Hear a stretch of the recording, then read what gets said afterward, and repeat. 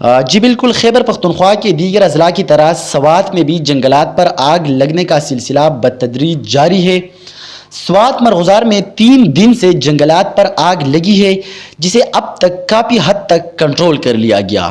Rescue, police اور مقامی لوگوں کی تعاون سے آگ پر اتنا کنٹرول حاصل کر لیا گیا کہ آگ مقامی گھروں کو کوئی نقصان نہ پہنچا سکے۔ سوات میں آئے دن ایک نہ ایک جنگل پر آگ لگتی ہے یا لگائی جاتی ہے، جس سے بہت سے جنگلات کی خوبصورتی بھی تباہ ہو چکی ہے۔ پختونخوا میں 210 رپورٹس موصول ہوئی ہیں جنگلات پر آگ لگنے کی۔ صوبائی جنگلات، ماحولیاتی اور جنگلی حیات کے محکمے کی مرتب کردہ ایک رپورٹ کے مطابق جنگل میں لگنے والی آگ کے 210 واقعات میں تقریباً 55 مقامی لوگوں نے جان بوجھ کر شروع کیے اور 12 کو خشک موسم کی وجہ سے بھی بتایا گیا ہے، جبکہ مزید 143 جگہوں پر آگ لگنے کی وجہ تاحال معلوم نہ ہو سکی۔